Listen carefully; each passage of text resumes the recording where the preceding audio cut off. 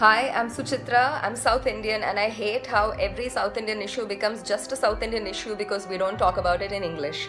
So this video is in English and it is to explain in graphic detail what happened to Jayaraj and his son Phoenix during this past 1 week in a town in my state called Thoothukudi or Tuticorin. This treatment cannot be meted out even to serial killers, and these two gentlemen were completely innocent, and this is what the police did to them. This happened in Tuticorin.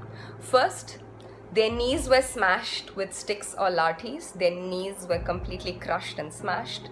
Next, their faces were pushed against a wall and blows were rained on their backs and bottom till it ripped and bled.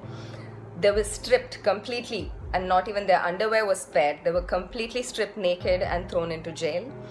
The gates were locked, but we know for a fact that this is what happened behind the gates.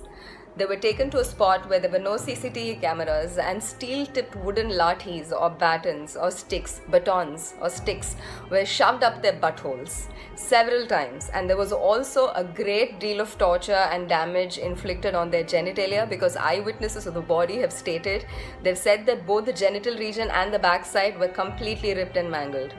Their chest hair was ripped out in tufts. And 3 times during the course of this entire torture, their clothes, their blood-soaked clothes were sent back to their house and fresh clothes were demanded, and those would go back blood-soaked, and this happened 3 times. After a phony trial with a magistrate, this was arranged by the police, the two were taken back into custody, and 2 days later they've been pronounced dead due to heart failure and fever. These were hardworking, lower middle class, Tamil speaking people. You're not. Please tell their story or share this one.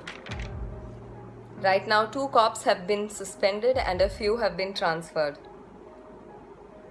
That's not the solution and that's not the answer and that is not justice. This case cannot close like this. Please do not let it close unless and until we get the same justice George Floyd's murderers did.